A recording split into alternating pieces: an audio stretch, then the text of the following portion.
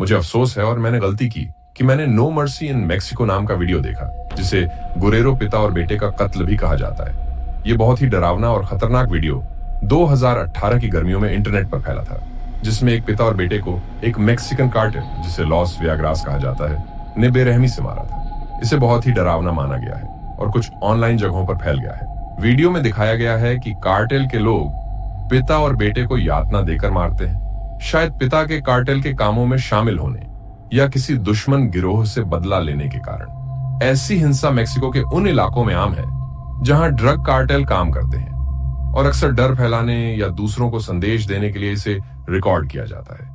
यह वीडियो दिखाता है कि दोनों को अपने हमलावरों के हाथों कितनी भयानक तकलीफ सहनी पड़ी। वीडियो की शुरुआत में दोनों आदमी जमीन पर बैठे होते हैं, उनके हाथ बंधे होते हैं और मुंह ढका हुआ होता है। उनके हमलावर उनसे सवाल पूछते हैं। फिर एक हमलावर मोटी लकड़ी की छड़ी से पिता को मारना शुरू कर देता है। हिंसा बहुत भयानक थी, लेकिन उससे भी ज्यादा खौफनाक वो पल था जब पिता का बेटे के सामने एक छोटे चाकू से सिर काटा गया। पिता की हत्या को देखकर बेटे की हालत दिल तोड़ने वाली थी। मुंह ढका होने के बावजूद वह रोया और कांपा।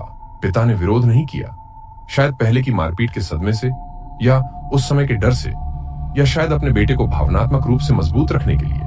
आमतौर पर बड़े लोगों को ज्यादा तकलीफ दी जाती है, लेकिन इस मामले में ऐसा नहीं था। बेटे को सबसे ज्यादा खतरनाक और दर्दनाक सजा मिली।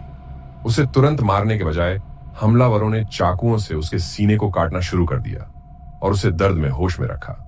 जैसे जैसे उन्होंने उसके शरीर का मांस उधेड़ा, उसके अंदर के अंग दिखने लगे। दर्द के बावजूद वह अपने सीने और पेट को बचाने की कोशिश करता रहा, लेकिन उसकी कोशिशें बेकार थीं।